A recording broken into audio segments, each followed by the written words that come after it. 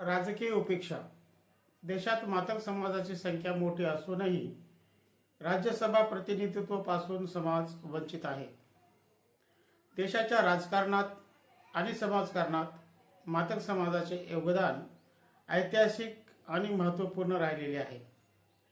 लोकसंख्येच्या बाबतीतही हा समाज देशात आणि प्रामुख्याने महाराष्ट्रात मोठ्या संख्येने विखुरलेला आहे. मात्र दुर्दैवाची बाब अशी की स्वातंत्र्यापासून आजपर्यंत एकाही मोठ्या राजकीय पक्षाने मातंग समाजातील नेत्याला राज्यसभेवर पाठविण्याची तत्परता दाखविलेली नाही. राजकीय पक्षाच्या या उदासीनतेमुळे मातंग समाजात सध्या तीव्र संतापाची लाट आली असून आम्ही फक्त मतदान करायचे का, असा संतप्त सवाल समाज बांधवाकडून विचारला जात आहे. नेत्यामधील विसंवादाचा पक्षांना फायदा. मातंग समाज आज विविध राजकीय पक्षांमध्ये विभागलेला आहे. प्रत्येक पक्षात समाजाचे नेतृत्व करणारे नेते असले तरी समाजाच्या मुख्य प्रश्नावर आणि हक्काच्या प्रतिनिधित्वावर या नेत्यामध्ये एकमत नसल्याचे दिसून येत आहे. नेत्यामधील या स्फोटीचा आणि विसंवादाचा फायदा संपूर्ण राजकीय पक्ष उचलत आहेत.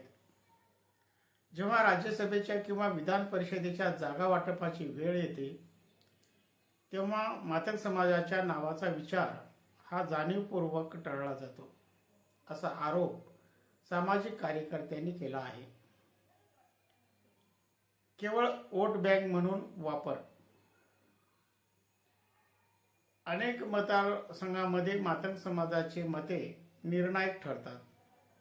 निवडणुकीच्या काळात सर्वच राजकीय पक्ष समाजाच्या दारात जाऊन आश्वासनाची खैरात करतात. मात्र सत्ता मिळाल्यावर किंवा वरिष्ठ सभागृहात प्रतिनिधित्व देण्याची जेव्हा वेळ येते ते आल्यावर या समाजाला विसरले जाते.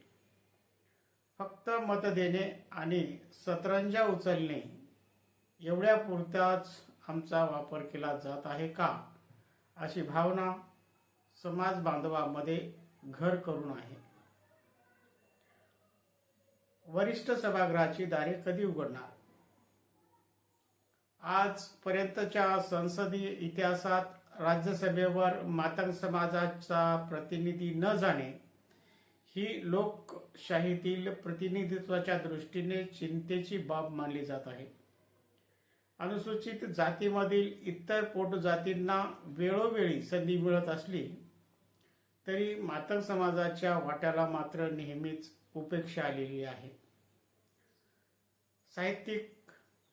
साहित्यरत्न अण्णाभाऊ साठे आणि क्रांतीवीर लहुजी वस्ताद साळवे यांचा वारसा सांगणारा हा समाज आता आपल्या हक्काच्या प्रतिनिधित्वासाठी आक्रमक होताना दिसत आहे. आगामी काळात होणाऱ्या राज्यसभा निवडणुकीमध्ये तरी एखादा पक्ष मातंग समाजाला संधी देऊन हा ऐतिहासिक अन्याय दूर करेल का, की समाज पुन्हा एकदा केवळ वोट बँक म्हणूनच मर्यादित राहील, हे पाहणे तितकेच महत्त्वाचे ठरेल.